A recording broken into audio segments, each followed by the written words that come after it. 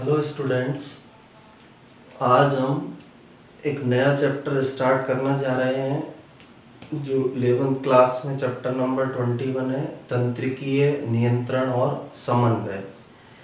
और 12th class RBSE Rajasthan board में chapter number 26 है, मानव का तंत्रिका तंत्र। तो उसके बारे में हमें इसके अंदर स्टडी करनी है। तो इस चैप्टर का नाम तो है तंत्रिकीय नियंत्रण तथा समन्वय। इसे ही हम न्यूरल कंट्रोल एंड कोऑर्डिनेशन बोल सकते हैं। अब सबसे पहले हमारे शरीर के अंदर हमें पता है अनेक प्रकार की क्रियाएं अलग अलग अंग कर रहे हैं। तो उन अंगों के ऊपर नियंत्रण रखने के लिए एक विशेष प्रकार का तंत्र हमारे शरीर के अंदर पाया जाता है, जिसे ही तंत्रिका तंत्र कहा जाता है। यानी जो भी अंग है उनके ऊपर कंट्रोल करने के लिए एक विशेष अंग, एक विशेष तंत्र हमारे शरीर के अंदर उपस्थित है, जिसे तंत्रिका तंत्र कहा जाता है। तो तंत्रिका तंत्र सभी अंगों की क्रियाओं को कंट्रोल करने का कार्य करता है। इसके द्वारा सभी अंगों की क्रियाओं को नियंत्रित किया जाता है। सेकंड, तंत्रिका तंत्र के अलावा एक और प्रकार का तंत्र हमारे शरीर के अंदर पाया जाता है, जिसे अंतःस्रावी तंत्र कहते हैं। और अंतःस्रावी तंत्र से विभिन्न प्रकार के हार्मोन निकलते हैं, जो भी अंगों की क्रियाविधि का कंट्रोल करते हैं, उन्हें नियंत्रित करते हैं। इसके अलावा विभिन्न प्रकार की क्रियाओं को करने के लिए हमारे शरीर में जो तंत्र उपस्थित है उसे हम तंत्रिका तंत्र कह सकते हैं। जैसे हम एक एग्जाम्पल ले, एक बेसबॉल वाला जो खिलाड़ी है वो बेसबॉल को अपने गोल के अंदर डाल रहा है। तो गोल के अंदर, गोल में कहाँ पर उसका छिद्र है, कितनी दूरी है, गोल में जो पोल होता है उसके अंदर कैसा छिद्र है, उसका पता लगाने में मस्तिष्क सहायक होता है। आंखों की सहायता से वो उसको देखेगा। आंखें एक प्रकार के संवेदी अंग है, उसकी आंखों की सहायता से वो सूचना को ग्रहण करता है, उसका विश्लेषण मस्तिष्क करेगा, उसके बाद वो उस गोल पोस्ट के अंदर उस बॉल को डाल सकता है। तो तंत्रिका तंत्र विविध क्रियाओं, विभिन्न प्रकार की क्रियाओं को शरीर के अंदर कंट्रोल करता है। तो सबसे पहले तो हमें याद रखना है, दो प्रकार के तंत्र हमारे शरीर में पाए जा रहे हैं। पहला तंत्रिका तंत्र और दूसरे प्रकार का पाया जाता है अंतःस्रावी तंत्र। और ये दोनों तंत्र आपस में मिलकर हमारे शरीर में विभिन्न अंगों को कंट्रोल करते हैं, विभिन्न क्रियाओं को कंट्रोल करते हैं। अब इन दोनों के अंदर डिफरेंस क्या है, तंत्रिका तंत्र में और अंतःस्रावी तंत्र में? इस तंत्र के द्वारा होने वाली जो क्रियाएं हैं वो जल्दी संपन्न होती है, लेकिन कुछ समय के लिए होती है। तंत्रिका तंत्र के द्वारा जो क्रियाएं होंगी वो जल्दी गति से संपन्न होती है, तेज स्पीड से संपन्न होती है और कुछ समय के लिए होगी। जबकि अंतःस्रावी तंत्र के द्वारा कंट्रोल होने वाली क्रियाएं देरी से संपन्न होती है, लेकिन अधिक समय तक प्रभावी होती है।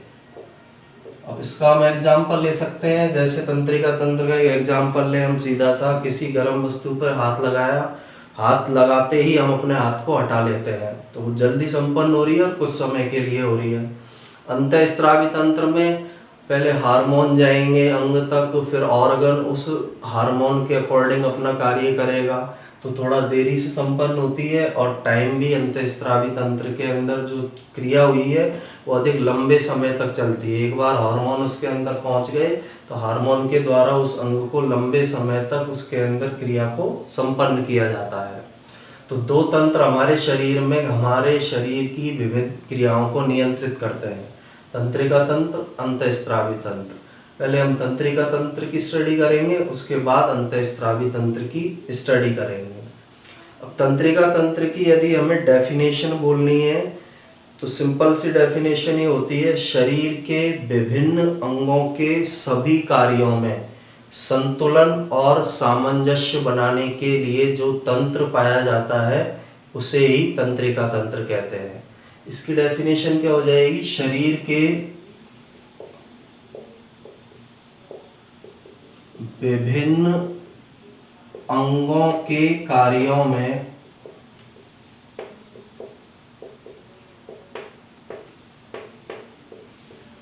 संतुलन तथा सामंजस्य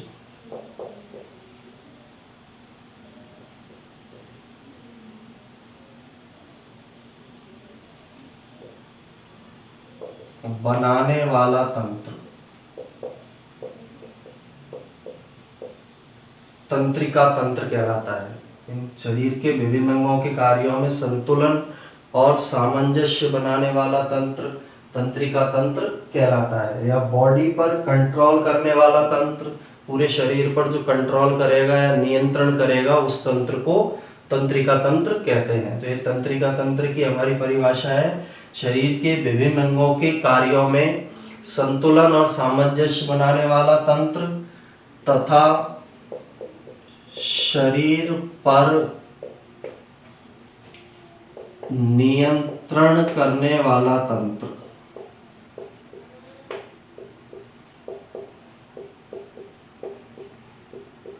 तंत्रिका तंत्र कहलाता है।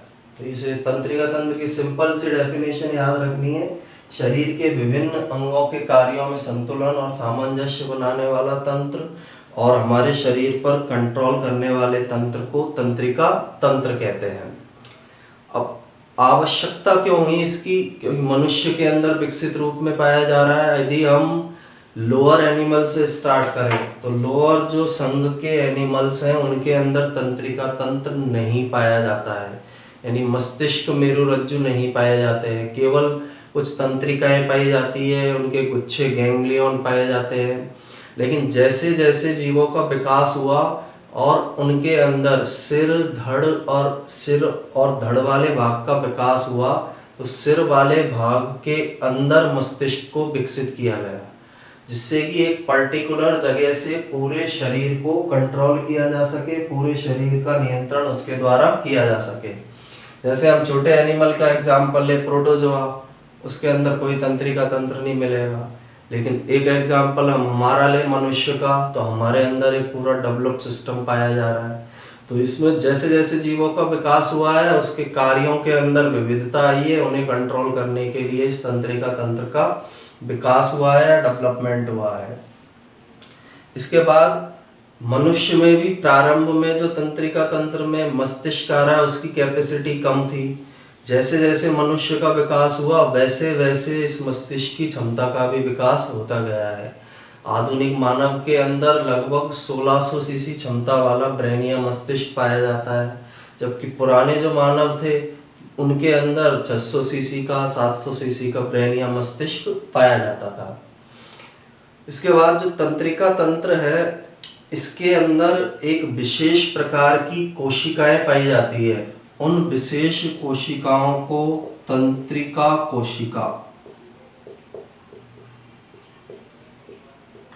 या न्यूरॉन कहा जाता है। इन तंत्रिका तंत्र की संरचनात्मक जो इकाई है उसे हम तंत्रिका कोशिका या न्यूरॉन कहते हैं।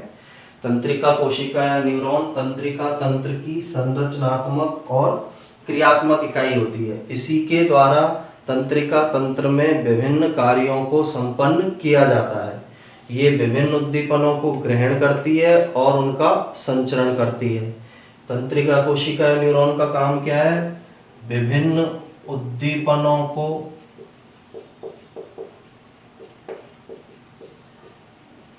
ग्रहण करना तथा उनका संचरण करना। ये मनुष्य का जो तंत्रिका तंत्र है उसकी संरचनात्मक इकाई है। तंत्रिका कोशिका या न्यूरॉन उद्दीपनों को ग्रहण करती है और उनको संचरित करती है, शरीर में एक स्थान से दूसरे स्थान पर उद्दीपनों को लेकर जाती है। निम्न कशेरुकी जो प्राणी है उनके अंदर तंत्रिका तंत्र या तंत्रिकाओं का संगठन बहुत सरल प्रकार का होगा। निम्न अकशेरुकी प्राणियों में जैसे हाइड्रा का हम एग्जाम्पल लें, हाइड्रा में केवल तंत्रिकाओं का जाल पाया जाता है, कोई मस्तिष्क मेरुरज्जु नहीं मिलेंगे, केवल हाइड्रा के अंदर तंत्रिकाओं का एक जाल उपस्थित होगा। इसके बाद कीट का एग्जाम्पल लें तो कीटों के अंदर गैंग्लियन पाए जाते हैं, यानी तंत्रिकाओं के गुच्छे पाए जाते हैं। तंत्रिकाएं आपस में एक जगह पर जॉइंट होती है, उन्हें हम गैंग्लियन कहते हैं। तो इसमें अनेक गुच्छिकाओं से, तंत्रिकाओं से इनका तंत्रिका तंत्र बनेगा कीटों के अंदर। और कशेरुकी प्राणियों के अंदर थोड़ा विकसित प्रकार का तंत्रिका तंत्र मिलेगा, उनमें मस्तिष्क वगैरह मिलेगा। मनुष्य में तंत्रिका तंत्र पूरा विकसित होता है और मनुष्य के तंत्रिका तंत्र का निर्माण मस्तिष्क और मेरुरज्जु संरचना से होता है। दो प्रमुख संरचनाएं, एक मस्तिष्क और एक मेरुरज्जु, ये दोनों आपस में मिलकर मनुष्य का तंत्रिका तंत्र बनाती है। तो ये थोड़ा सा इसका इंट्रोडक्शन था, किस प्रकार से कैसे इसके अंदर प्रोसेस पाई जा रही है, कैसे वो संपन्न होगी। इसके बाद हम नेक्स्ट हेडिंग पढ़ेंगे मानव का तंत्रिका तंत्र, कितने भागों के अंदर मानव के तंत्रिका तंत्र को विभाजित किया गया है। इससे पहले आप इसका स्क्रीनशॉट ले सकते हैं जिससे आप इसके नोट्स बना सकें।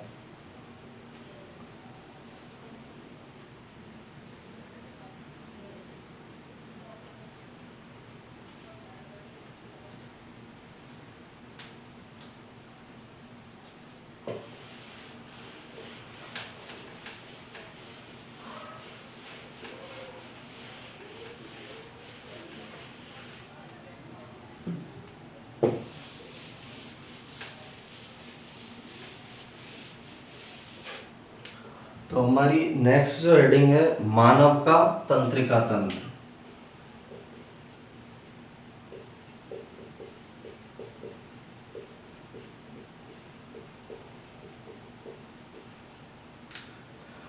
मानव के तंत्रिका तंत्र में हमें ये याद रखना है कि सबसे अधिक विकसित प्रकार का तंत्रिका तंत्र मनुष्य के अंदर पाया जाता है। जितने भी जीव इस पृथ्वी पर है उनमें सबसे अधिक विकसित प्रकार का तंत्रिका तंत्र मानव के अंदर उपस्थित है या मानव के अंदर पाया जाता है। और मनुष्य के तंत्रिका तंत्र को प्रमुख रूप से दो भागों में बांटा गया है। मानव का जो तंत्रिका तंत्र है इसे प्रमुख रूप से दो भागों के अंदर बांटा गया है। इसके पहले भाग का नाम है केंद्रीय तंत्रिका तंत्र और दूसरा जो भाग है इसका परिधीय तंत्रिका तंत्र। ये मनुष्य के तंत्रिका तंत्र का विभाजन है। केंद्रीय तंत्रिका तंत्र को हम सेंट्रल नर्वस सिस्टम या सीएनएस भी कह सकते हैं। परिधीय तंत्रिका तंत्र को पेरिफेरल नर्वस सिस्टम बोला जाता है या इसे हम पीएनएस शॉर्ट में कहते हैं।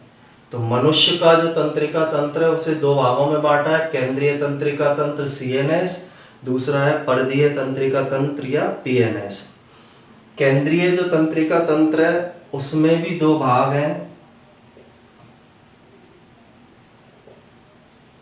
इसके पहले भाग को बोला जाता है मस्तिष्क और दूसरे भाग को बोला जाता है मेरुरज्जु। केंद्रीय तंत्रिका तंत्र के अंदर दो संरचनाएं आती है। पहली संरचना मस्तिष्क है, दूसरी संरचना मेरुरज्जु है। इन दोनों स्थानों पर सूचनाओं को ले जाया जाता है, यहाँ से सूचनाएं आती है, उन पर कंट्रोल किया जाता है। तो एक तरह से ये सीपीयू के समान है, सेंट्रल प्रोसेसिंग यूनिट है, जहाँ पर सूचनाओं को ले जाया जाएगा, उन सूचनाओं के अनुसार क्रियाओं को किया जाता है और शरीर को कंट्रोल करने का या नियंत्रित करने का कार्य इनके द्वारा संपन्न किया जाता है। इसके बाद दूसरा भाग है परिधीय तंत्रिका तंत्र। परिधीय तंत्रिका तंत्र को भी हम दो भागों में विभाजित करते हैं। पहले भाग का नाम है कायिक तंत्रिका तंत्र, इसका फर्स्ट भाग है कायिक तंत्रिका तंत्र।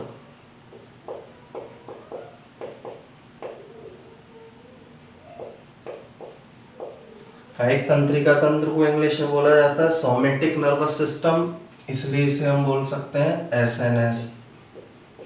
और परिधीय तंत्रिका तंत्र का जो दूसरा भाग होता है उसका नाम है स्वायत्त तंत्रिका तंत्र।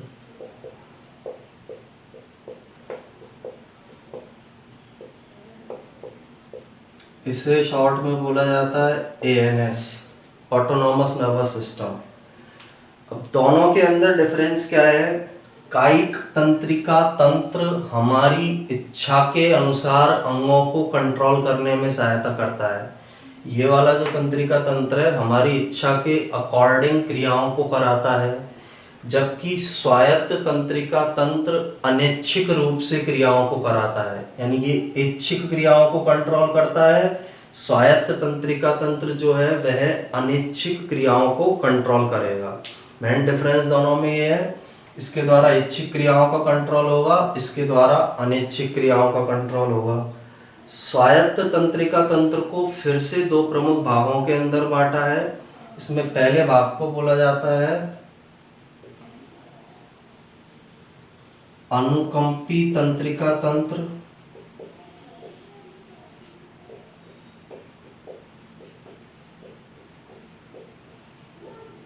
और दूसरे भाग को बोला जाता है परानुकंपी तंत्रिका तंत्र।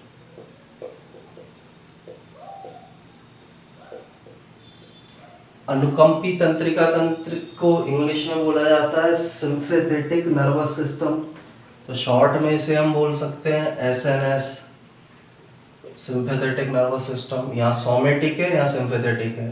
परानुकंपी को बोला जाता है पैरासिम्पैथेटिक नर्वस सिस्टम, तो इसे शॉर्ट में बोला जाता है पीएनएस। अब इन दोनों के अंदर भी क्या अंतर है? ये जो अनुकंपी तंत्रिका तंत्र है हमारे शरीर में विभिन्न क्रियाओं को उत्तेजित करता है, जैसे हार्ट की रेट को बढ़ाना है, हृदय दर को बढ़ाना है, श्वसन क्रिया को बढ़ाना है।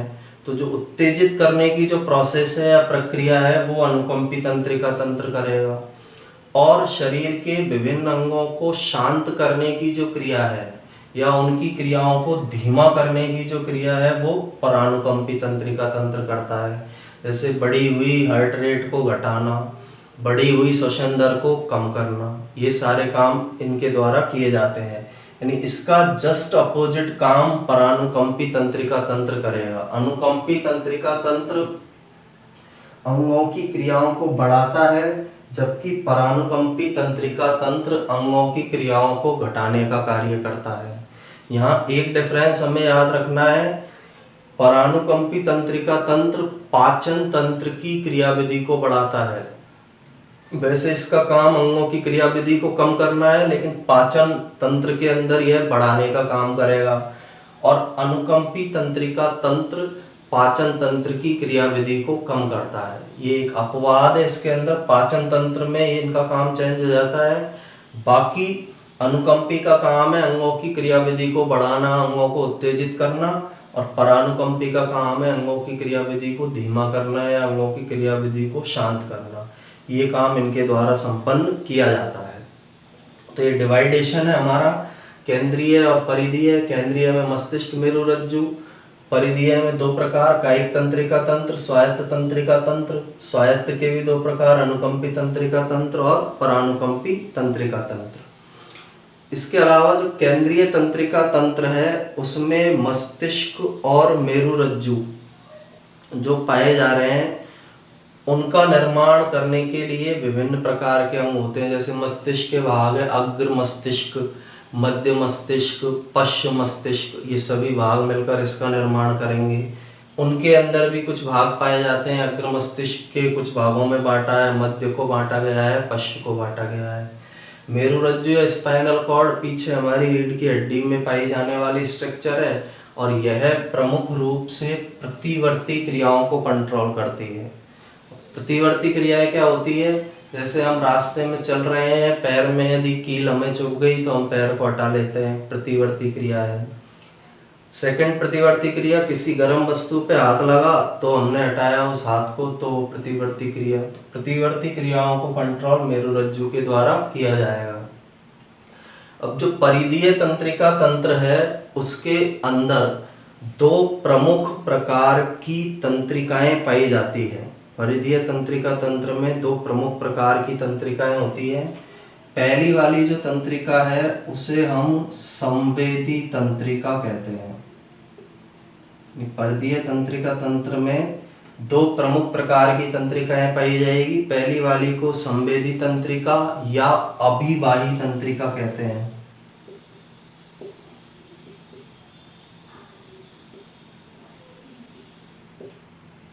जबकि दूसरी वाली जो तंत्रिका होती है उसे चालक तंत्रिका या प्रेरक तंत्रिका के नाम से या अपवाही तंत्रिका के नाम से जाना जाता है। प्रेरक या इसे बोला जाता है अपवाही तंत्रिका। यानी दो प्रकार की तंत्रिकाओं से परिधीय तंत्रिका तंत्र का निर्माण होगा। पहली वाली को संवेदी या अभिवाही तंत्रिका बोलते हैं। सेंसरी न्यूरॉन के नाम से इसको जाना जाता है, एफरेंट न्यूरॉन के नाम से इसको जाना जाता है। दूसरी वाली को चालक तंत्रिका, प्रेरक तंत्रिका या अपवाही तंत्रिका कहते हैं। मोटर न्यूरॉन भी इसे कहा जाता है, एफरेंट न्यूरॉन भी इसे कहा जाता है। अब दोनों के काम क्या है? संवेदी तंत्रिका या अभिवाही संवेदनाओं को विभिन्न अंगों से केंद्रीय तंत्रिका तंत्र तक लाने का कार्य करेगी। यानी ये संवेदनाओं को विभिन्न अंगों से संवेदना को कहां तक लेकर जाती है? केंद्रीय तंत्रिका तंत्र तक। जबकि प्रेरक जो तंत्रिकाएं हैं या मोटर न्यूरॉन जो है, चालक तंत्रिका जो है, केंद्रीय तंत्रिका तंत्र सीएनएस से संदेशों को अंगों तक ले जाने का कार्य करती है। केंद्रीय तंत्रिका तंत्र को कार्य करना है, कार्य करने के लिए उसके पास सूचना का आना जरूरी है। तो सूचना को इसके पास लाने का कार्य संवेदी तंत्रिका के द्वारा किया जाता है। अंगों से सूचनाओं को केंद्रीय तंत्रिका तंत्र तक लाएगी। जबकि जो मस्तिष्क या मेरुरज्जु जो संदेश देंगे उनको अंगों तक ले जाने का काम किसके द्वारा किया जाता है? चालक तंत्रिका, प्रेरक तंत्रिका या अपवाही तंत्रिका के द्वारा किया जाएगा। तो दोनों में डिफरेंस याद रखना है। परिधीय तंत्रिका तंत्र में पाई जाने वाली तंत्रिकाएं संवेदी या अभिवाही, चालक, प्रेरक या अपवाही तंत्रिका। अब इनको यदि हम रिप्रेजेंट करना चाहें कि किस तरह से स्ट्रक्चर मिलेगी, तो इसको हम एक सिंपल डायग्राम से दिखाएं। तो जैसे ये मस्तिष्क वाला भाग है और ये मेरुरज्जु वाला भाग है। किसी भी जो मनुष्य है उसके अंदर एक मस्तिष्क वाला भाग, एक मेरुरज्जु वाला भाग। अब इनसे अटैच जो भी तंत्रिकाएं हैं, इस तरह से जो नर्व्स निकली हुई है हाथों में, पैरों में, इस तरह से जो नर्व्स का जाल पाया जा रहा है,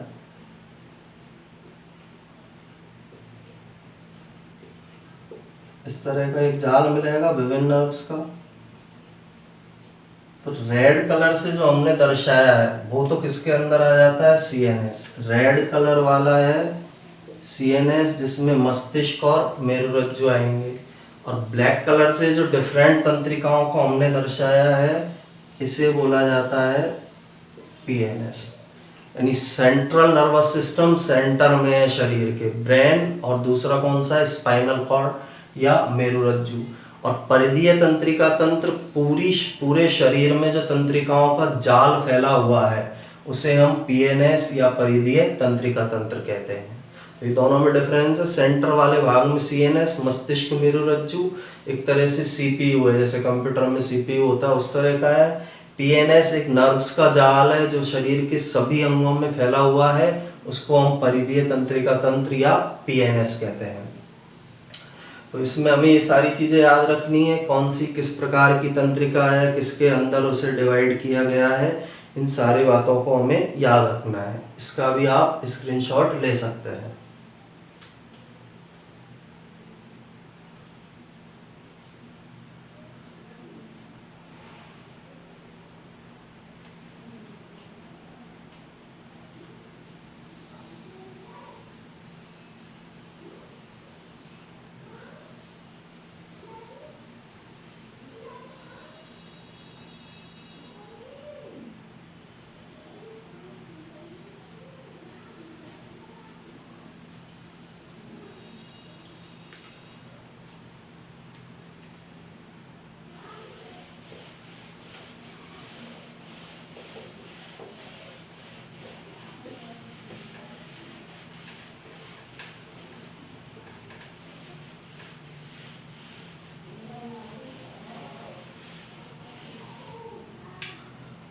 इसके बाद जो हमें नेक्स्ट हेडिंग पढ़नी है वह है तंत्रिका कोशिका या न्यूरॉन की संरचना। तंत्रिका कोशिका या न्यूरॉन की स्ट्रक्चर या संरचना किस प्रकार की होती है।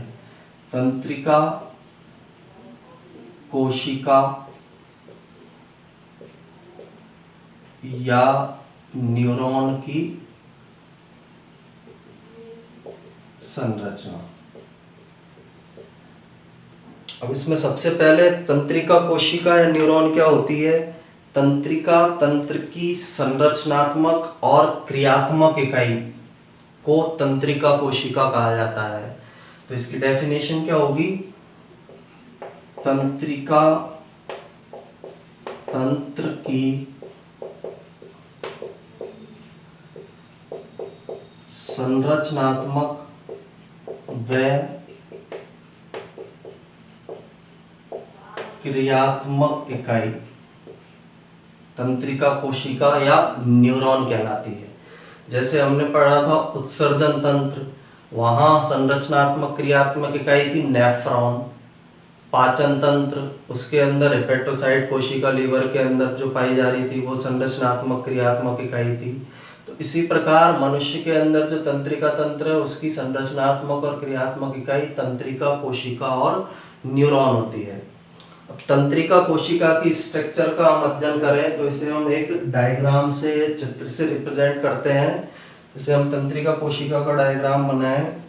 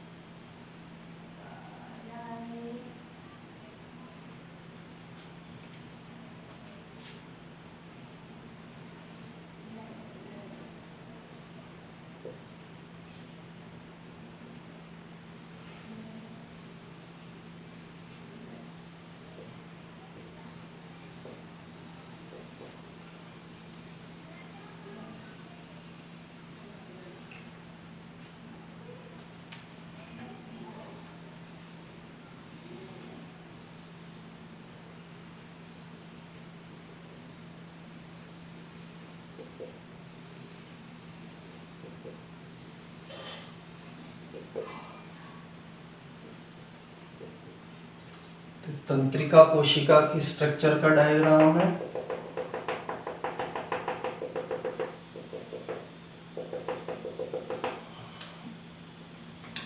अब तंत्रिका कोशिका की संरचना को तीन प्रमुख भागों में हम बांट सकते हैं। ये जो तंत्रिका कोशिका हमें दिखाई दे रही है इसकी संरचना को हम तीन मेन पार्ट्स के अंदर डिवाइड कर सकते हैं। इसके पहले पार्ट का नाम कोशिका काय होता है। ये वाला जो भाग हमें दिखाई दे रहा है इसे हम कोशिका काय कहेंगे। ये ऊपर जो स्ट्रक्चर ये दिखाई दे रही है इसे बोला जाता है कोशिका काय। सेल बॉडी के नाम से या साइटोन के नाम से इसे जाना जाता है। पहला पार्ट इसका कोशिका काय होगा। सेकंड पार्ट इसका होता है द्रुमाक्ष या डेंड्राइट, ये इसका सेकंड पार्ट है। ये द्रुमाक्ष या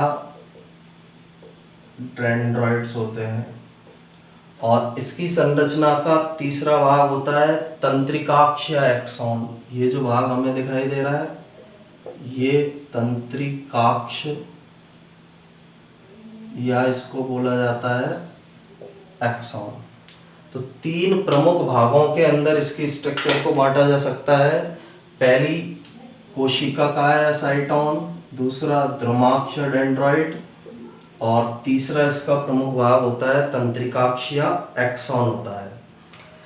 कोशिका काय साइटोन के अंदर हम स्ट्रक्चर देखें तो एक तो न्यूक्लियस पाया जाता है। कोशिका काय में एक स्ट्रक्चर पाई जा रही है केंद्रक, ये जो हमें दिखाई दे रहा है केंद्रक है। और ये जो कण दिखाई दे रहे हैं इन कणों को निश्चल कण कहा जाता है। तो कोशिका काय में दो संरचनाएं, केंद्रक पाए जाते हैं और निश्चल कण जो है कोशिका काय या साइटोन के अंदर पाए जाएंगे। दूसरा द्रुमाक्ष जो है, ये जो तंतुनुमा संरचनाएं दिखाई दे रही है ये विभिन्न उद्दीपनों को दूसरी तंत्रिका कोशिका से ग्रहण करती है और उद्दीपनों को ग्रहण करके साइटोन के माध्यम से या कोशिकाएं के माध्यम से एक्सॉन के अंदर ट्रांसफर करती है। ये दूसरी तंत्रिका कोशिका से जुड़ी होगी, वहां से उद्दीपन को ग्रहण करेगी, यहाँ उद्दीपन आएंगे, यहाँ से कोशिका काय में आएंगे, कोशिका काय से वो तंत्रिकाक्ष वाले भाग में या एक्सॉन वाले भाग के अंदर आते हैं। तो ये उद्दीपनों को कोशिका काय तक भेजने का काम करती है। इसमें से ही कोशिका काय में से कुछ प्रवर्ध विभाजित होकर इस द्रुमाक्ष का या डेंड्राइट्स का निर्माण करते हैं। इसके अलावा तंत्रिका कोशिका में तीसरी जो संरचना पाई जा रही है तंत्रिकाक्ष या एक्सॉन। अब तंत्रिकाक्ष या एक्सॉन के अंदर ये जो तंत्रिकाक्ष मिल रहा है इस तंत्रिकाक्ष के ऊपर की तरफ एक विशेष प्रकार की कोशिकाएं पाई जाती है। इन कोशिकाओं को स्वान कोशिकाएं कहते हैं। ये जो सेल हमें दिखाई दे रही है इन कोशिकाओं को स्वान सेल या स्वान कोशिका कहा जाता है। इसमें जो तंत्रिकाक्ष है इसके ऊपर की तरफ एक कोशिकाओं का आवरण पाया जाता है। उन कोशिकाओं को स्वान कोशिका के नाम से जाना जाता है। इन सेल को स्वान सेल या स्वान कोशिका कहते हैं। अब स्वान कोशिका के बीच बीच में गैप पाया जा रहा है। ये गैप हमें दिखाई दे रहा है, गैप है, गैप है, गैप है। इन गैप को रेनवियर के नोड कहा जाता है। स्वान कोशिकाओं के बीच बीच में जो गैप मिलेगा उस गैप को रेनवियर के नोड के नाम से जाना जाता है। जैसे ये गैप है, ये गैप है, इन गैपों को रेनवियर के नोड कहा जाता है। नोड ऑफ रेनवियर्स के नाम से इनको जाना जाता है। फिर नीचे की तरफ ये तंत्रिकाक्ष के सिरे होते हैं। ये तंत्रिकाक्ष के एंड है या एक्सॉन के एंड है। तंत्रिकाक्ष के सिरे या इन्हें बोला जाता है एक्सॉन के एंड। और इनमें जो फूली हुई स्ट्रक्चर पाई जा रही है इस फूली हुई स्ट्रक्चर को सिनेप्टिक पुटिका कहते हैं। ये फूली हुई स्ट्रक्चर है, इसे सिनेप्टिक पुटिका के नाम से जाना जाता है। सिनेप्टिक वेसिकल के नाम से इन्हें जाना जाता है। तो ये एक तंत्रिका कोशिका की स्ट्रक्चर या संरचना के बारे में है। तीन प्रमुख भागों के अंदर इसको हमने डिवाइड किया है। पहला तो है कोशिका काय, दूसरा द्रुमाक्ष और तीसरा भाग है इसका तंत्रिकाक्ष। कोशिका काय में केंद्रक और निश्चल कण मिलेंगे। द्रुमाक्ष एक निकले हुए प्रवर्ध होते हैं, धागे के समान बटी हुई संरचनाएं हैं, लगातार विभाजित होते हैं, द्रुमाक्ष कहलाते हैं। और ये कोशिका काय की ओर उद्दीपन को लाते हैं। यहाँ से उद्दीपन कहाँ पर जाएगा, नीचे एक्सॉन के अंदर गमन करता है। तीसरी स्ट्रक्चर तंत्रिकाक्ष एक्सॉन है। यहाँ पर स्वान कोशिकाएं पाई जाएंगी। इसके अलावा स्वान कोशिकाओं के साथ साथ जो ये आवरण या एनवलप जो हमें दिखाई दे रहा है इस आवरण या एनवलप को बोला जाता है माइलिन का आवरण। ये जो एनवलप है ये तो सेल है पूरी, और इस आवरण को माइलिन आवरण के नाम से जाना जाता है। तंत्रिका कोशिका जो है दो प्रकार की हो सकती है, माइलिन आवरण युक्त और माइलिन आवरण रहित। से हम आगे पढ़ेंगे तो ये माइलिन आवरण इनमें पाया जाएगा। श्वान कोशिका मिलेगी, श्वान कोशिकाओं के बीच बीच में जो गैप होगा उसे रेनवियर के नोड में बोलेंगे। एक्सॉन का लास्ट सिरा एक्सॉन का एंड कहलाता है और यहाँ पर बल्ब के समान संरचना मिलती है जिन्हें सिनेप्टिक पुटिका या सिनेप्टिक वेसिकल कहा जाता है। सिनेप्टिक वेसिकल के अंदर न्यूरोट्रांसमीटर भरे होते हैं, तंत्रिका पेशी रसायन होते हैं। इन तंत्रिका पेशी रसायनों के द्वारा ही सूचनाओं को एक तंत्रिका कोशिका से दूसरी तंत्रिका कोशिका के अंदर भेजने का कार्य किया जाता है। तो इसकी स्ट्रक्चर को हम स्टार्ट करते हैं। सबसे पहले तो इसमें तंत्रिका तंत्र की संरचनात्मक और क्रियात्मक इकाई है। 3 प्रमुख भागों के अंदर इसका विभाजन किया है। पहले भाग का नाम, इसका पहला भाग कोशिका काय या कहलाता है साइटोन। दूसरा जो पार्ट है उसे बोला जाता है द्रुमाक्ष या डेंड्रॉइड्स। और तीसरा जो पार्ट है उसे बोला जाता है तंत्रिकाक्ष या एक्सॉन। पहला जो भाग कोशिका काय है, कोशिका काय के अंदर कोशिका द्रव्य मिलेगा, केंद्रक मिलेगा और निश्चल कण पाए जाते हैं। यानी इसके प्रमुख भाग केंद्रक और निश्चल कण है। कोशिका काय जो है उसके अंदर कोशिका द्रव्य मिलेगा, कोशिका द्रव्य में केंद्रक मिलेगा और कोशिका केंद्रक के अलावा निश्चल कण मिलेंगे। तो फर्स्ट पार्ट है इसका कोशिका काय है साइटोन। साइटोन के अंदर कोशिका द्रव्य पाया जाता है। सेकंड केंद्रक पाया जाएगा। थर्ड इसके अंदर विशेष प्रकार के कण पाए जा रहे हैं जिन्हें हम निश्चल कण कहते हैं। निश्चल के कण के नाम से उनको जाना जाता है, निश्चल ग्रेन्यूल्स भी इसे बोलते हैं। अभी निश्चल ग्रेन्यूल आते कहाँ से हैं? जब तंत्रिका कोशिका का निर्माण होता है तो एंडोप्लाज्मिक रेटिकुलम जो होती है, रफ एंडोप्लाज्मिक रेटिकुलम, खुरदरी अंतःप्रद्रव्यी जालिका के अपघटन से इन निश्चल कणों का निर्माण होता है। निश्चल कण आएंगे कहाँ से? जब इनका फॉर्मेशन हो रहा है तो रफ एंडोप्लाज्मिक रेटिकुलम या खुरदरी अंतःप्रद्रव्यी जालिका का विभाजन होगा, टूट जाएगी वो, और टूट कर वो निश्चल कणों का निर्माण करेगी। दूसरा हमें ये बात याद रखना है, ये निश्चल कण डेंड्रॉइड्स में भी पाए जाते हैं, इसमें भी पाए जाएंगे साइटोन में। लेकिन जहाँ पर साइटोन और एक्सॉन आपस में जुड़ रहे हैं, जिस पॉइंट पर ये दोनों आपस में जुड़ रहे हैं उस पॉइंट को बोला जाता है हॉलीऑक। यानी जिस स्थान पर ये दोनों जुड़ेंगे, साइटोन वाला भाग एक्सॉन वाला भाग, उसे हॉलीऑक बोलेंगे। तो उस स्थान पर ये निश्चल कण नहीं पाए जाते हैं। जहाँ साइटोन एक्सॉन दोनों जुड़ते हैं उस जगह पर ये निश्चल कण एब्सेंट होंगे। इसके बाद सेकंड जो भाग है उसे बोला जाता है द्रुमाक्ष या डेंड्रॉइड्स। इसका जो सेकंड पार्ट है उसे हम बोलते हैं डेंड्रॉइड्स या द्रुमाक्ष के नाम से जाना जाता है। द्रुमाक्ष या डेंड्रॉइड्स क्या होते हैं? छोटे तंतु होते हैं, कोशिका काय से निकलते हैं और लगातार इनके अंदर विभाजन होगा और इनके अंदर निश्चल ग्रेन्यूल पाए जाते हैं। तो कोशिका काय से निकलने वाले प्रवर्ध हैं। डेंड्रॉइड्स क्या होते हैं? कोशिका काय से निकलने वाले प्रवर्ध, कोशिका काय से निकलने वाले प्रवर्धों को ही डेंड्रॉइड्स कहते हैं। इनमें लगातार विभाजन होगा, विभाजन से आगे बढ़ेंगे, इनके अंदर निश्चल कण पाए जाते हैं। डेंड्रॉइड्स में भी निश्चल कण उपस्थित होते हैं। तीसरा, इन डेंड्रॉइड्स का कार्य क्या होता है? ये उद्दीपनों को साइटोन में भेजते हैं। कार्य है इनका उद्दीपनों को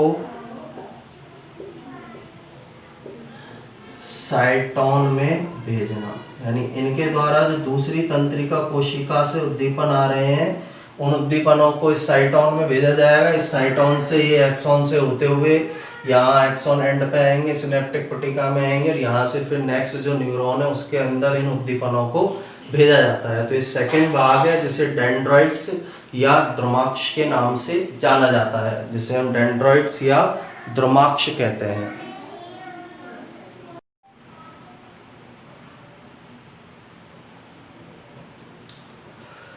डेंड्राइट्स जो है कोशिका काय से निकलने वाले प्रवर्ध होते हैं। ये जो हमें दिखाई दे रहे हैं कोशिका काय से निकलने वाले प्रवर्ध हैं।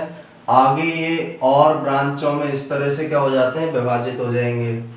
इनके अंदर भी निश्चल ग्रेन्यूल मिलते हैं। ये जो कोशिका काय से प्रवर्ध निकले हैं इनके अंदर भी निश्चल ग्रेन्यूल पाए जा रहे हैं। इनका कार्य उद्दीपनों को साइटोन में भेजना होता है, यानी इसके पास में दूसरी तंत्रिका कोशिका होगी, उससे आने वाले उद्दीपन डेंड्राइट्स में आते हैं, डेंड्राइट्स से वो साइटोन के अंदर आते हैं, साइटोन से फिर नीचे की ओर एक्सॉन में वो गमन करते हैं। तो ये तंत्रिका कोशिका का दूसरा पार्ट होता है जिसे हम द्रुमाक्ष या डेंड्राइट्स कहते हैं। तीसरा जो भाग तंत्रिका कोशिका के अंदर पाया जाता है उसे एक्सॉन के नाम से जाना जाता है। थर्ड पार्ट जो तंत्रिका कोशिका में पाया जाएगा उसे एक्सॉन या हिंदी में इसे हम तंत्रिकाक्ष कहते हैं। अब तंत्रिकाक्ष की स्ट्रक्चर के अंदर क्या होता है, एक तो ये मेन जो एक्सिस दिखाई दे रही है हमें यहां से यहां तक, ये तंत्रिकाक्ष है। तंत्रिकाक्ष के चारों ओर श्वान कोशिकाएं पाई जाती है। ये श्वान सेल्स हमको दिखाई दे रही है, ये श्वान सेल्स उपस्थित है। और तंत्रिकाक्ष के चारों ओर इन श्वान सेल के द्वारा जो आवरण बनाया जाता है उसे माइलिन आवरण कहते हैं। जो आवरण श्वान कोशिकाओं के द्वारा एक्सॉन के चारों तरफ बनाया जाएगा, एक्सॉन के साइड में जो आवरण बनाया जा रहा है इसे माइलिन आवरण कहा जाता है। यह माइलिन आवरण जगह जगह पर छूटा हुआ होता है, यानी माइलिन आवरण के बीच में रिक्त स्थान या गैप मिलता है। इस गैप को रेनवियर के नोड कहा जाता है। ये जो गैप पाया जा रहा है माइलिन आवरण के बीच बीच में, उस गैप को या रिक्त स्थान को रेनवियर के नोड के नाम से जाना जाता है, इन्हें रेनवियर के नोड कहते हैं। इसके बाद एक्सॉन जो है अंतिम सिरे पर चला जाता है। एक्सॉन का जो लास्ट एंड है उसे एक्सॉन एंड या तंत्रिकाक्ष का अंतिम सिरा कहते हैं। और अंतिम सिरे पर यहाँ पर कुछ पुटिकाएं उपस्थित होती है। इन पुटिकाओं को सिनेप्टिक पुटिका कहा जाता है। और इन पुटिकाओं के अंदर न्यूरोट्रांसमीटर पदार्थ भरे होते हैं। इन पुटिकाओं के अंदर न्यूरोट्रांसमीटर पदार्थ भरे हुए पाए जाते हैं। जैसे न्यूरोट्रांसमीटर का उदाहरण है ACH, एसिटिल कोलिन, एक तंत्रिका पेशी रसायन है। न्यूरोट्रांसमीटर ACH, एसिटिल कोलिन इनके अंदर भरा हुआ रहेगा। तो ये एक्सॉन की स्ट्रक्चर है। एक्सॉन की स्ट्रक्चर में सबसे पहला पॉइंट क्या है कि यह साइटोन से जुड़ा रहता है। एक्सॉन जो है सबसे पहले किससे जुड़ा हुआ अटैच रहेगा, साइटोन से। कोशिका काय से जुड़ा है, कोशिका काय और एक्सॉन जिस बिंदु पर जुड़े होते हैं, जिस बिंदु पर ये जुड़े होंगे उस बिंदु को हॉलिऑक कहते हैं। जिस पॉइंट पर साइटोन और एक्सॉन दोनों जुड़े रहते हैं उसे हॉलिऑक कहेंगे। वहां पर निश्चल ग्रेन्यूल नहीं पाए जाते हैं। नेक्स्ट पॉइंट, एक्सॉन में एक्सॉन के दोनों साइड श्वान कोशिकाएं पाई जाती है, श्वान सेल्स उपस्थित होंगी। और इन श्वान सेल्स के द्वारा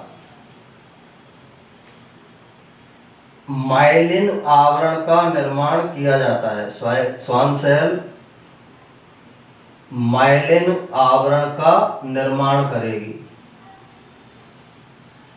श्वान सेल का काम क्या है, यहाँ पर माइलिन आवरण का निर्माण करना। ये श्वान कोशिकाएं हैं और इनके द्वारा माइलिन एनवलप का निर्माण किया जा रहा है। माइलिन आवरण के बीच बीच में उपस्थित रिक्त स्थान जो है वो रेनवियर के नोड कहलाते हैं। जो माइलिन आवरण है इसके बीच में जो गैप पाए जा रहे हैं उन्हें बोलेंगे रेनवियर के नोड। तो माइलिन आवरण के बीच के स्थान, इन स्थानों को रेनवियर के नोड कहा जाता है। नोड ऑफ रेनवियर के नाम से इन्हें जाना जाता है। इन्हें रेनवियर के नोड बोला जाएगा। एक्सॉन का जो अंतिम सिरा होगा एक्सॉन एंड कहलाएगा। एक्सॉन एंड पर सिनेप्टिक पुटिकाएं मिलेंगी और इन सिनेप्टिक पट्टिकाओं के अंदर न्यूरोट्रांसमीटर या तंत्रिका पेशी पदार्थ इनके अंदर भरा हुआ रहता है। तंत्रिका पेशी पदार्थ इन रेनवियर के सिनेप्टिक पट्टिकाओं के अंदर भरा हुआ पाया जाता है। तो एक्सॉन के अंतिम सिरे पर जो एक्सॉन है उसके अंतिम सिरे पर सिनेप्टिक पट्टिकाएं मिलती है और इन सिनेप्टिक पट्टिकाओं के अंदर न्यूरोट्रांसमीटर पदार्थ, जैसे हम एग्जाम्पल बोल सकते हैं ACH भरा हुआ पाया जाता है, एसिटिल कोलिन। ACH का पूरा नाम है। इसका भी हम कार्य पढ़ेंगे जब तंत्रिका आवेग का संचरण पढ़ेंगे, उसकी क्रियाविधि पढ़ेंगे, तब इस ACH के कार्य की हम स्टडी करेंगे कि ACH का काम क्या होता है, ACH क्या फंक्शन करता है। तो ये स्ट्रक्चर हमारी तंत्रिका कोशिका या न्यूरॉन की स्ट्रक्चर होती है। ये तंत्रिका कोशिका की या न्यूरॉन की स्ट्रक्चर है। इसको भी आप स्क्रीनशॉट लेकर इसके नोट्स बना सकते हैं।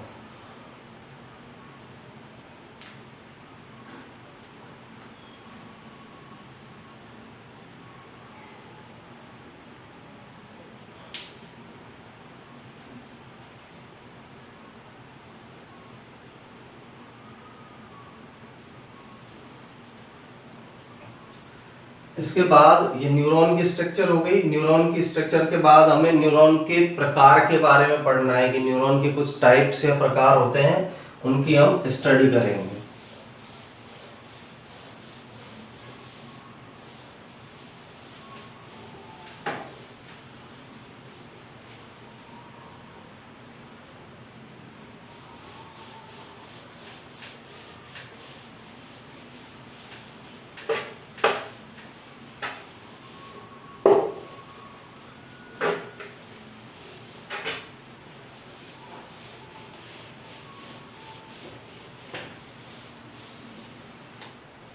न्यूरॉन के टाइप्स के अंदर सबसे पहला तो न्यूरॉन्स का जो टाइप है वो एक्सॉन व डेंड्राइट्स के आधार पर है। यानी एक्सॉन और डेंड्राइट्स के आधार पर न्यूरॉन के कुछ प्रकार होते हैं। इसको हम एक डायग्राम से जैसे रिप्रेजेंट करें,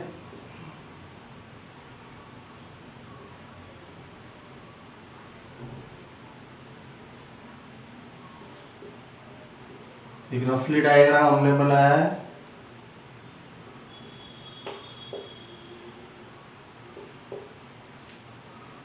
ये वाला जो न्यूरॉन हमें दिखाई दे रहा है, जिसकी हमने अभी स्ट्रक्चर की स्टडी की थी, इस प्रकार के न्यूरॉन को बोला जाता है बहुध्रुवीय न्यूरॉन। ये जो स्ट्रक्चर दिखाई दे रही है इसे बोला जाएगा बहुध्रुवीय न्यूरॉन। इसे बहुध्रुवीय न्यूरॉन के नाम से जाना जाता है। सेकंड, दूसरे टाइप का जो न्यूरॉन होगा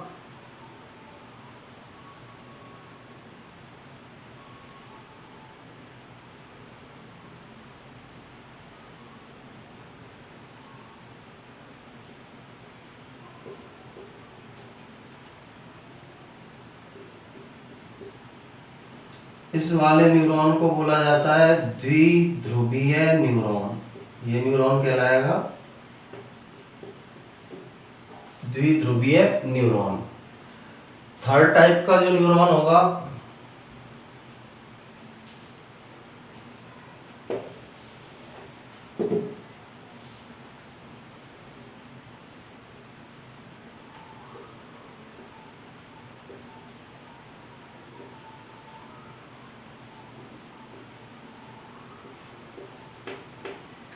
इस प्रकार के न्यूरॉन को बोला जाता है एक ध्रुवीय न्यूरॉन। और लास्ट टाइप का और होता है एक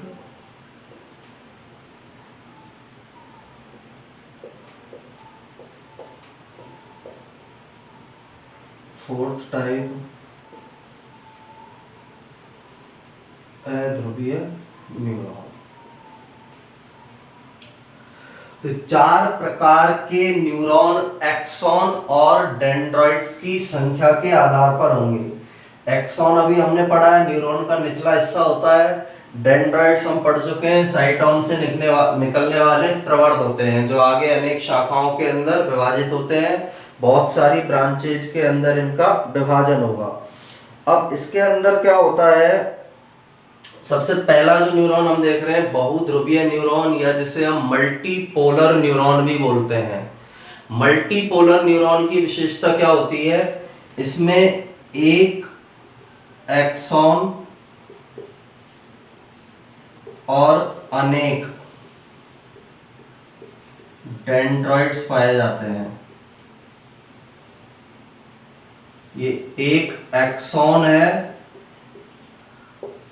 और अनेक इसके अंदर क्या उपस्थित है, डेंड्राइट्स पाए जा रहे हैं। तो ऐसे न्यूरॉन जिनमें एक एक्सॉन हो और 2 से अधिक या अनेक डेंड्राइट्स हो, उस प्रकार के न्यूरॉन को बहुध्रुवीय न्यूरॉन कहा जाता है। मल्टीपोलर न्यूरॉन के नाम से इस प्रकार के न्यूरॉन को जाना जाता है। एक एक्सॉन हो और 2 से अधिक डेंड्राइट्स जिसके अंदर पाए जा रहे हो, उसे बोला जाता है बहुध्रुवीय न्यूरॉन, या अनेक डेंड्राइट्स जिसमें हो 2 से अधिक, उसे बहुध्रुवीय न्यूरॉन बोलेंगे। बहुध्रुवीय न्यूरॉन प्रमस्तिष्क के कॉर्टेक्स भाग में मिलते हैं। ये पाए कहाँ जाते हैं, प्रमस्तिष्क के बलकुट भाग में, या बलकुट भाग को ही बोला जाता है कॉर्टेक्स। तो वहां पर ये बहुध्रुवीय न्यूरॉन पाए जाते हैं। मस्तिष्क की स्ट्रक्चर पढ़ेंगे अभी हम आगे, उसमें आएगा प्रमस्तिष्क वाला भाग। तो प्रमस्तिष्क के कॉर्टेक्स भाग के अंदर या बलकुट भाग के अंदर इस प्रकार के न्यूरॉन पाए जाएंगे। सेकेंड टाइप का न्यूरॉन है द्विध्रुवीय न्यूरॉन। तो इसके अंदर क्या होगा, एक एक्सॉन और 2 डेंड्राइट्स पाए जाते हैं। एक एक्सॉन उपस्थित होगा, 2 डेंड्राइट्स। ये एक एक्सॉन है, ये एक डेंड्राइट है, ये सेकंड नंबर का डेंड्राइट है। तो यहाँ पर एक तो एक्सॉन मिलेगा और 2 डेंड्राइट्स पाए जाएंगे। इस प्रकार के न्यूरॉन को द्विध्रुवीय न्यूरॉन के नाम से जाना जाता है। एक इसके अंदर क्या बोलते हैं, एक्सॉन होगा, 2 इसके अंदर डेंड्राइट्स पाए जाएंगे। तो इस प्रकार के न्यूरॉन को हम द्विध्रुवीय न्यूरॉन या बाइपोलर न्यूरॉन के नाम से जानते हैं। नहीं, बाइपोलर भी इंग्लिश में बोला जाता है। और द्विध्रुवीय जो न्यूरॉन है वह हमारी आंख के रेटिना में पाए जाते हैं। इस प्रकार के न्यूरॉन आंख की रेटिना, एक लेयर होती है आंखों में रेटिना, उस परत के अंदर इस प्रकार के न्यूरॉन पाए जाते हैं, जिन्हें हम द्विध्रुवीय न्यूरॉन कहते हैं। थर्ड टाइप के न्यूरॉन है एक ध्रुवीय न्यूरॉन। एक ध्रुवीय न्यूरॉन के अंदर एक एक्सॉन होगा और एक ही साइटोन बॉडी पाई जाती है। ये साइटोन बॉडी, ये डेंड्राइट्स इसके साथ जुड़े हुए हैं। इस एक ध्रुवीय न्यूरॉन के अंदर एक एक्सॉन और एक डेंड्राइट्स उपस्थित होगा। यानी ये तो एक एक्सॉन हो गया इसमें,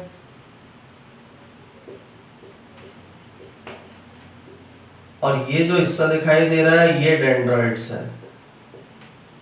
तो एक एक्सॉन एक डेंड्राइट पाया जाएगा, उस प्रकार के न्यूरॉन को बोला जाता है एक ध्रुवीय न्यूरॉन। इसके अंदर इसकी विशेषता क्या है, एक एक्सॉन और एक डेंड्राइट।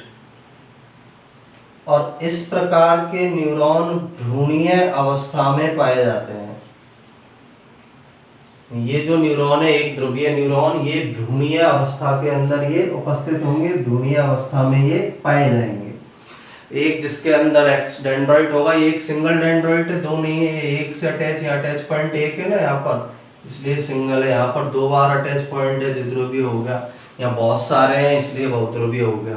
तो इसमें सिंपल सा याद रखना है, एक ध्रुवीय में एक एक्सॉन मिलेगा, एक डेंड्राइट्स मिलेगा, और इस प्रकार के जो न्यूरॉन है भ्रूणीय अवस्था में पाए जाएंगे।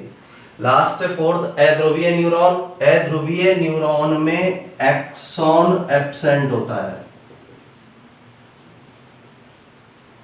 केवल इसके अंदर डेंड्राइट्स पाए जाते हैं, एक्सॉन पूरी तरह से एब्सेंट होगा और डेंड्राइट्स इसके अंदर पाए जाएंगे। और इस प्रकार के जो न्यूरॉन है, अध्रुवीय न्यूरॉन मस्तिष्क के कुछ भागों के अंदर उपस्थित होंगे। इस प्रकार के जो न्यूरॉन्स है वो मस्तिष्क के कुछ पार्ट्स के अंदर ये पाए जाते हैं। तो एक पहला प्रकार था हमारा एक्सॉन और डेंड्राइट्स के आधार पर न्यूरॉन के प्रकार। 4 प्रकारों के अंदर हम इन्हें डिवाइड या विभाजित कर सकते हैं। इसका भी आप स्क्रीनशॉट ले सकते हैं।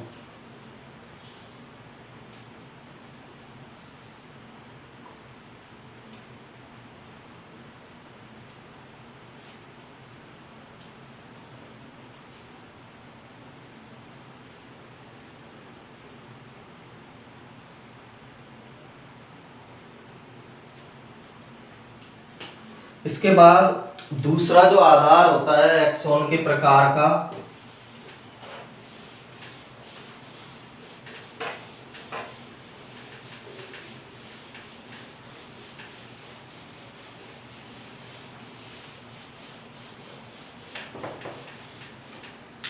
माइलिन आवरण के आधार पर। अभी हमने पढ़ा था न्यूरॉन की स्ट्रक्चर, उसमें माइलिन आवरण पाया जा रहा है। तो माइलिन आवरण की उपस्थिति या अनुपस्थिति के आधार पर न्यूरॉन 2 प्रकार के होते हैं। पहले प्रकार के जो न्यूरॉन होंगे उन्हें हम बोलते हैं आच्छादी न्यूरॉन या माइलिनेटेड न्यूरॉन।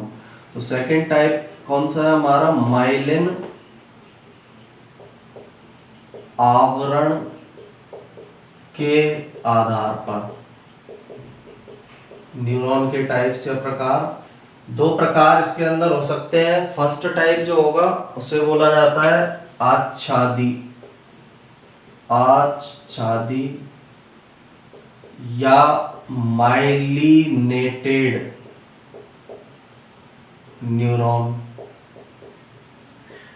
सेकंड जो टाइप होगा आच्छदहीन या नॉन माइलिनेटेड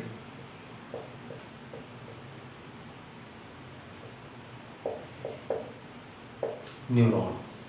2 प्रकार के हो सकते हैं, आच्छादी या माइलिनेटेड। दूसरे प्रकार के होंगे आच्छदहीन, आच्छदविहीन या नॉन माइलिनेटेड न्यूरॉन। अब दोनों में अंतर क्या है? इस प्रकार के न्यूरॉन होंगे ये आच्छादी वाले, जिनमें एक्सॉन के चारों तरफ,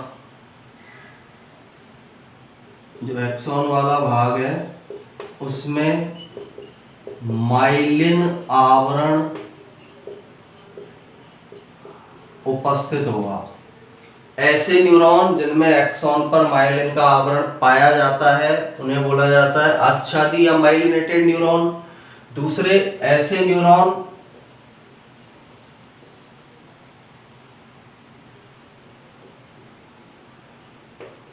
जिनमें माइलिन आवरण अनुपस्थित होता है, माइलिन आवरण एब्सेंट होता है, उस प्रकार के न्यूरॉन को हम आच्छादहीन या नॉन माइलिनेटेड न्यूरॉन कहते हैं। क्लियर दिखाई दे रहा है? जिसमें माइलिन आवरण उपस्थित है एक्सॉन पर उसे बोला जाएगा आच्छादी या माइलिनेटेड, और जिसमें माइलिन आवरण नहीं पाया जा रहा है उसे बोला जाता है आच्छादहीन या नॉन माइलिनेटेड न्यूरॉन के नाम से उसे जाना जाता है। अब इस प्रकार के जो न्यूरॉन है श्वान कोशिकाएं दोनों में मिलेगी, इसमें भी श्वान कोशिकाएं उपस्थित हैं, यहां भी आच्छादहीन में भी श्वान सेल्स प्रेजेंट होगी। लेकिन श्वान कोशिकाओं द्वारा इन न्यूरॉन में माइलिन आवरण बनाया जाता है, इन न्यूरॉन में माइलिन आवरण नहीं बनाया जाता है। श्वान कोशिकाएं दोनों में होगी, इनमें वो माइलिन आवरण बनाएगी, इसलिए इन्हें माइलिनेटेड न्यूरॉन बोला है। इनमें श्वान कोशिकाएं माइलिन आवरण का निर्माण नहीं करती है, इसलिए इन्हें कौन सा वाला न्यूरॉन बोला गया? आच्छादहीन या नॉन माइलिनेटेड न्यूरॉन इन्हें बोला जाता है। आच्छादी न्यूरॉन जो है वो हमारे तंत्रिका तंत्र में, कपाल तंत्रिकाओं में, क्रेनियल नर्व जो होती है उनमें पाए जाते हैं, प्लस मेरु तंत्रिकाओं में, स्पाइनल नर्व जो होगी उनके अंदर पाए जाएंगे। तो इनमें आच्छादी प्रकार के या माइलिनेटेड न्यूरॉन उपस्थित होते हैं। आच्छादहीन या नॉन माइलिनेटेड जो न्यूरॉन होते हैं जिनमें माइलिन आवरण नहीं पाया जा रहा है, वो हमारे शरीर में स्वायत्त तंत्रिका तंत्र, ऑटोनॉमस नर्वस सिस्टम और सोमेटिक नर्वस सिस्टम का एक तंत्रिका तंत्र में उपस्थित होते हैं। दोनों में एक बार फिर से डिफरेंस समझ लीजिए। ऐसे न्यूरॉन जिनमें दोनों में श्वान कोशिकाएं होंगी, पहला तो ये याद रखना है। अब जिन न्यूरॉन में श्वान कोशिकाएं माइलिन आवरण बना देती है, जिनमें एक्सोन पर माइलिन का आवरण पाया जा रहा है, उन्हें आच्छादी या माइलिनेटेड न्यूरॉन कहेंगे। और जिन न्यूरॉन में श्वान कोशिकाएं माइलिन आवरण नहीं बनाती है, उन्हें आच्छादहीन या नॉन माइलिनेटेड न्यूरॉन के नाम से उन्हें जाना जाता है। इस प्रकार के न्यूरॉन कपाल तंत्रिका क्रेनियल नर्व्स और मेरु तंत्रिका स्पाइनल नर्व्स में पाए जाते हैं। इस प्रकार के neuron ANS autonomic nervous system स्वायत्त तंत्रिका तंत्र और एसएनएस सोमेटिक नर्वस सिस्टम कायिक तंत्रिका तंत्र में पाए जाते हैं। ये आवरण के आधार पर न्यूरॉन के प्रकार है। इससे पहले हमने एक्सॉन और डेंड्रॉइड्स की संख्या के आधार पर प्रकार पढ़े थे। अब इन दोनों के अंदर जो इम्पल्स चलता है या जो इलेक्ट्रिक पोटेंशियल जो विभव उत्पन्न होता है, वो इन न्यूरॉन के अंदर अधिक सक्षमता से संपन्न होता है, क्योंकि यहाँ पर जो इलेक्ट्रिक इम्पल्स आएगा वो यहाँ से यहाँ पर जंप करता है, फिर यहाँ से यहाँ पर जंप करेगा। तो इस तरह से जंपिंग के द्वारा जो इलेक्ट्रिक इम्पल्स प्राप्त हो रहे हैं वो गमन करेंगे।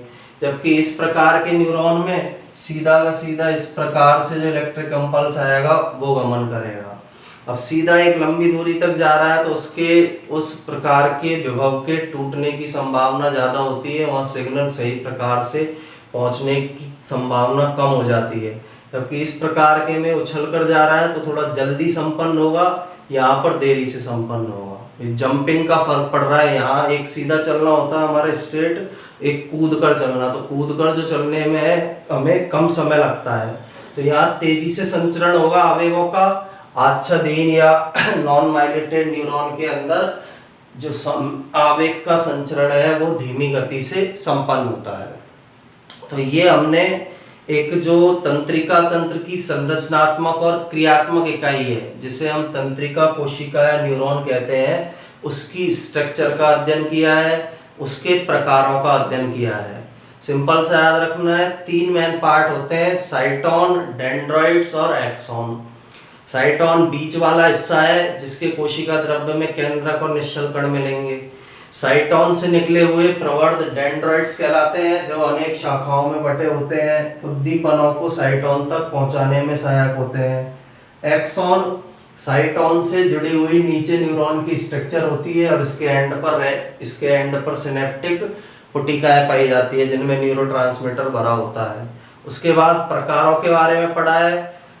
न्यूरॉन के अंदर एक्सोन डेंड्राइट्स की संख्या के आधार पर 4 प्रकार के हैं, एक बहुध्रुवीय, एक द्विध्रुवीय, एक ध्रुवीय, एक अध्रुवीय प्रकार के न्यूरॉन। माइलिन आवरण के आधार पर 2 प्रकार के हैं, आच्छादी या माइलिनेटेड न्यूरॉन, आच्छादहीन और नॉन माइलिनेटेड न्यूरॉन के नाम से इन्हें जाना जाता है। तो यहाँ हमारा इसकी स्ट्रक्चर कंप्लीट होती है, तंत्रिका कोशिका या न्यूरॉन की स्ट्रक्चर या संरचना। इसके बाद नेक्स्ट लेक्चर में हम तंत्रिका आवेगों की उत्पत्ति और संचरण का अध्ययन करेंगे कि किस प्रकार तंत्रिका आवेग उत्पन्न होते हैं और उनका संचरण किस प्रकार से संपन्न होता है।